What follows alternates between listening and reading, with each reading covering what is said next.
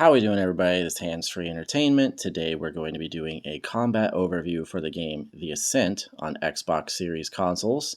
This game is available on Xbox Game Pass. It's been pretty successful since its launch. It sold over $5 million on its launch weekend, and this is considering that it launched on Xbox Game Pass, where I'm sure it was even more successful. It's done by a very small developer. I believe it's like 12 individuals run this studio. The game is set in a cyberpunk setting on a distant world where your character is an indent, basically an indentured servant to massive corporations that vie for power on this world, harvesting resources, etc. Not really going to be going into much of the lore or other issues of the game. This is basically just going to be a look at the combat, how it plays, the various mechanics, customization, things of that nature. I've really enjoyed this game a lot. I've played it a lot. It's a similar like a dungeon crawler like Diablo or Torchlight, except in this case it's built to be much more like a twin stick shooter, which I enjoy more. Faster pace, not different action, I guess I would say, than for instance Diablo. You can tell with Diablo that those games were intended for PC. You can definitely tell for this game it was intended to be played well with a controller and on console. Anyways, the game features co-op and, of course, couch co-op and then single player.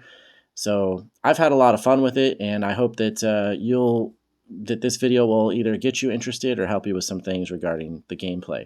So anyways, let's check out the combat for The Ascent on Xbox Series consoles. So firstly, we're going to take a look at our menus here. We have a skill tree, which basically as you level up, you increase your health points, your energy points. You do have attributes, for instance, resistances to energy, to physical attack, to fire. There's also a cyber deck, which basically allows you to hack different mechanics, creatures, or to access money, things like that. But the cyber deck is not necessarily important to gameplay. So we're looking at the weapons here. My primary weapon is a revolver. This revolver is very powerful. I've upgraded it throughout the course of the game. It does pretty significant damage, but it's also very good with I guess I'll call it the energy damage. Good against mechanical opponents, cybernetics, things like that. But there is a wide variety of weapons, SMGs, assault rifles, shotguns, and all the way up to like just really heavy stuff like chain guns and grenade launchers, things like that. The game provides a very wide variety of weapons to fit your playstyle, and you can change them at will throughout. My secondary weapon is basically it's a P90. It's a P9000 submachine gun. This one obviously does less DPS, damage per second, does less damage per attack, but it does pretty good damage per second because it is a rapid fire SMG. This one doesn't have any special attributes when it comes to like energy or fire, or it's primarily just a physical attack weapon. This one is really good for crowd control and fighting off, I guess they refer to them as flesh characters or just non-mechanical, non-cybernetically enhanced type characters. But as you'll see here, you can compare what you have currently equipped to anything else in your inventory that you're interested in. This also applies to if you're at a shop. It'll show the difference. But there's pros and cons to just about everything. Something that does like major damage may also not have rapid fire or may have other elemental attributes. We also have the tactical. These are basically like a form of grenade. That charges up throughout combat. There, I'll show you in the videos where you get the charging, but basically it is like a blue energy capsule that you pick up. There's some really interesting ones. The one I use is basically like a gravity charge. This creates like a black hole type, like basically sucks everything into one area or lifts it off the ground and does damage to them. And then of course it immobilizes them for you to be able to attack them.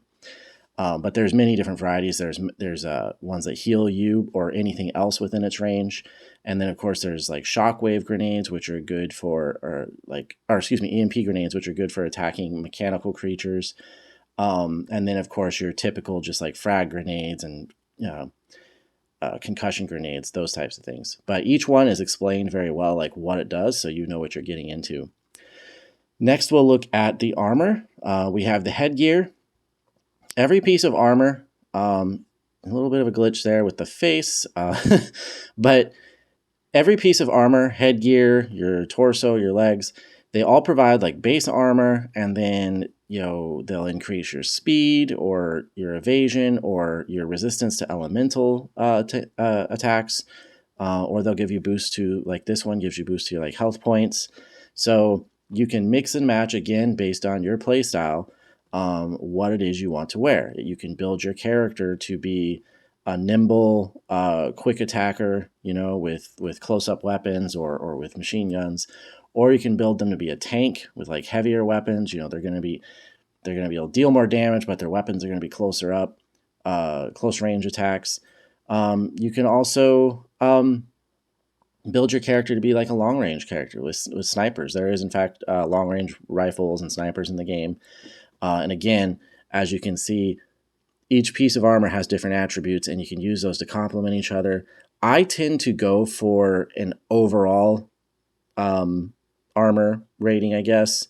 Like I'll take a little bit lower stats to have like across the board good stats for my resistance to flame, resistance to energy attacks, to resistance to stun, and just having basic armor.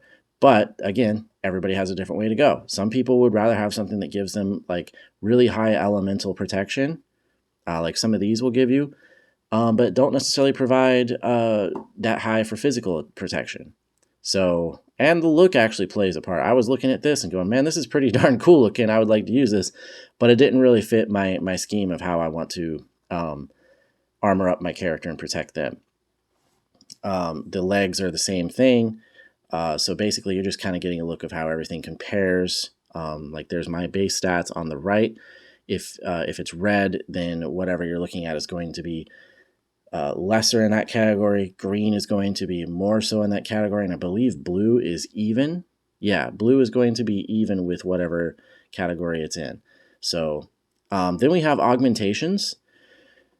Basically, you can see here, there's a nice little description on the side. Aug slot 1 and 2, like Aug slot 1 is basically like a powerful punch. It sends out kind of a wave out in front of you to attack enemies. I believe this one's just physical. Some of these will have different elemental attributes. And then my secondary one is the spider bots. That's actually, I really like those. Those are pretty fun. You'll see those in the combat as well. And then you have your modules, which are basically just like kind of upgrades to you. I have an upgrade to my health, and then the javelin dash, which basically allows me to dash quickly forward instead of doing the evasion roll. So you can actually cover distances faster or get away from enemy attacks faster. So that's like my lineup for the augmentations and the modules. The augmentations are basically, if I remember correctly, they're generally used on the bumpers. That's how you access them. From there, we basically are going to be moving on to gameplay. I'll be spending a few minutes like explaining it to you, and then we'll move on to just you watching some gameplay. Alright, so as you can see here, we're going to be moving in on one of the many various mobs that inhabit the semi-open world of this game. Basically, you have major hubs with activities and shops and things in them, and then you have areas that are just wide open for exploration, very large. Lots of side quests and parts of your main missions, and many of these mobs to attack and get leveled up and have some combat. Well, basically, here I was fighting a lot of biological characters. They're not cybernetic, they're not mechanical or armored, so my P9000 basically just shreds right through them. Very good crowd control weapon, can deal with a lot of enemies altogether. Your assault rifles and all that can do the same. In this case, though, like I highlighted, this weapon doesn't really have any elemental powers. I'm okay with that because of the high DPS and for use against the biological enemies. Placed throughout the world, you'll find these little vending machines where you can, or cars that you can open up and find cash, but you can get like health packs and energy packs to charge up your abilities. Here we're going to be fighting a mob that is composed mostly of mechanical enemies. I just used the spider bots. Hopefully here in a moment I will be able to spawn them again and you'll get a better look at that. But these mechanical or cybernetic enemies, basically, energy weapons work better against them. And so I switched to my revolver pistol, which has a slower rate of fire, but it does that energy damage, and that works. It's very effective against them. Lots of basically elemental typings going on. Uh, then I think this next mob I deal with is going to be mostly biological again, so my SMG should work fairly well against them. Actually, this is a mixed mob. So I also have the abilities like the spider bots. There's going to be 3 of those that will spawn, and they basically seek out an enemy and then blow up next to them. It's very useful against large crowds because you'll see it here.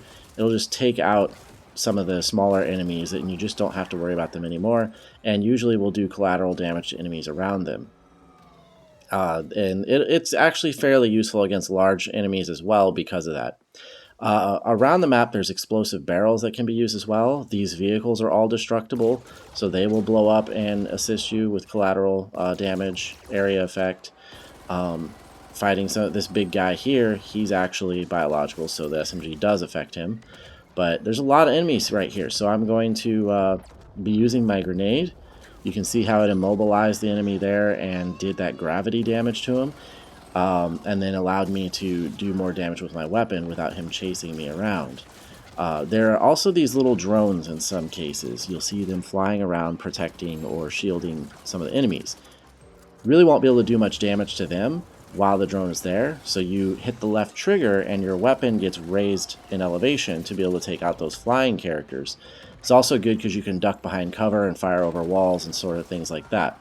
So, anyways, just keep that in mind. It can actually be pretty useful. There are some tactics that you can use. I just used the that punch right there. Kind of missed, but it's pretty effective against some of the larger enemies. And my health is pretty low here too, so I'm trying to finish these guys off real quick and get away from this battle so I don't die. And then I'll hit the vending machine over here for some health again.